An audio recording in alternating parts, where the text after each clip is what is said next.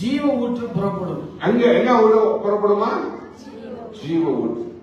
The English word says, for everything you do flows from it. அப்ப ஜீவ ஊற்றுல நீ செய்வது எல்லாமே, நீ வச்சிருக்கிறது எல்லாமே அதிலிருந்து புறப்படுமா? எதை நீ காட் பண்ணி வச்சிருக்கிற உன் இதயத்துல.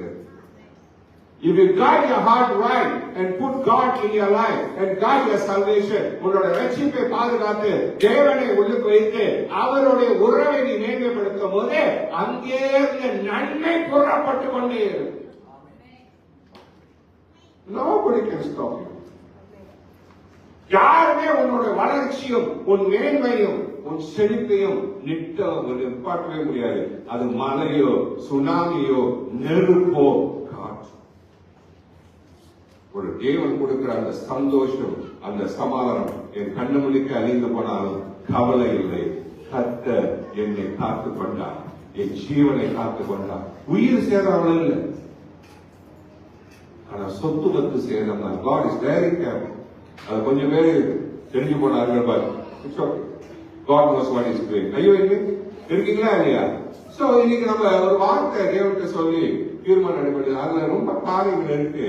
ஆனா நீ எதை பாதுகாக்கிறியோ அதுல இருந்து புறப்படும்.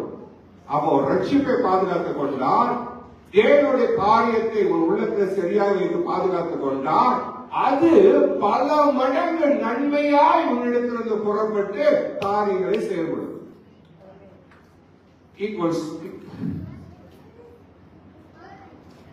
அப்ப பொய்யே உன் வாழ்க்கையில் வந்துகிட்டு இருந்துச்சுன்னா அங்க பொய்யதான் நீ வச்சு காட் பண்ற இருக்கு வசனம். நேர்மையை காட் பண்ணினா நேர்மை வரும். கர்த்தருக்கு உரியதை முதலிடம் வைத்து நீ செயல்படுத்தினா, கர்த்தரை முதல் வைத்தால் எல்லா சூழ்நிலையும் கர்த்தரை சேமிப்பேன், நானும் என் வீட்டாரும் என் பிள்ளைகளும் என்னோட சொந்த பந்தங்கள் எல்லாமே கர்த்தரை நாங்கள் சேமிப்போம் என்று நீ ஒரு உதாரணமாய் ஒரு முடிவு எடுத்தால், அப்போது தேவன் எல்லாத்தையும் சேர்த்து கொண்டு வருவார். அவரும் உன்னோடு கட்டுவார்.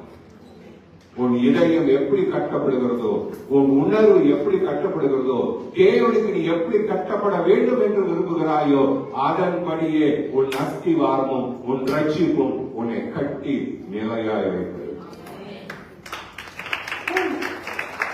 Don't need to stick too much. Make right your will. சரியாக்கு எல்லாம் சரியா.